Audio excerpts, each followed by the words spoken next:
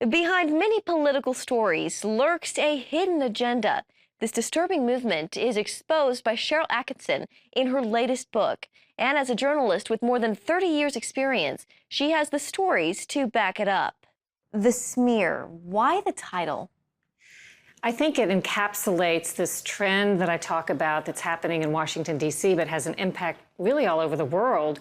In our one-on-one, the hard-hitting investigative journalist told me the ultimate goal is control.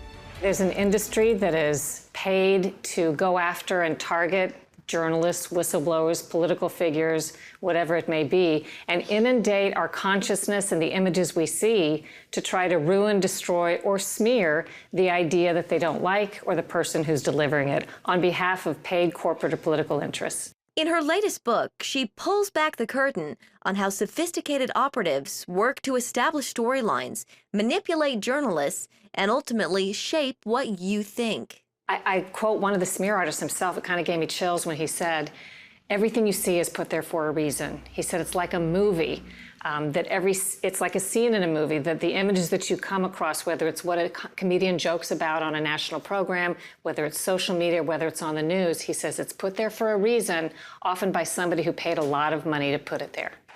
She points to this past election as a primary example of the smear machine operating at full speed. There was the idea that maybe in the past conservatives have had the edge, but for 2016 going into that race, all seemed to agree Democrats had control of the messaging, particularly when it came to using the news media.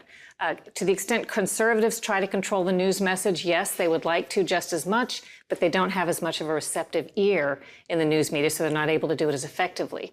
And what you see in the book, I've used their own statistics from emails returned through FOIA requests or sometimes exposed by WikiLeaks. These groups say how they were able to influence the narrative. They name names. They talk about the news publications and networks that published the stories they wanted them to publish. I've even published emails between journalists and these interests that they're supposed to cover, showing what I call transactional journalism, which I think is ethically inappropriate, where they're making deals with the newsmakers to cover things a certain way. So help me God. Although Democrats may have been more effective, Republicans ultimately won. Attkisson says this could be because voters are becoming more media savvy. Are people getting wise to these techniques? Are they seeing through some of the narratives? Because I think it's fair to say 90% of the news narrative was in one direction, and yet Donald Trump still managed to overcome what this huge machine had built against him, Democrats, Republicans, and the media, to become president. Today, one reoccurring narrative is Russia. President Trump says that this Russian probe is a political witch hunt. You have James Comey, who admitted to leaking documents to spur on the special counsel. And then the special counsel is Robert Mueller, who's one of his friends. And then Robert Mueller goes and hires friends of the Clintons. Is President Trump onto something? Is this a political witch hunt? Yes, he is onto something. President Trump is correct when he says that this is a witch hunt in some respect, based on the evidence to date and based on President Obama's own intel experts, who not only didn't see any evidence of collusion between Donald Trump and the Russians by their own account, but also by the account of all public information, Democrats and Republicans alike, who haven't seen the connection, and yet you've seen it dominate the news narrative. I call it like the Brady Bunch, Marsha, Marsha, Marsha. You just hear Russia, Russia, Russia all the time. And there have been wildly incorrect reports from some formerly top, well-respected news outlets in the nation about all of this. And in some cases, they haven't even corrected or done mea culpas when what they've reported has been found to be false.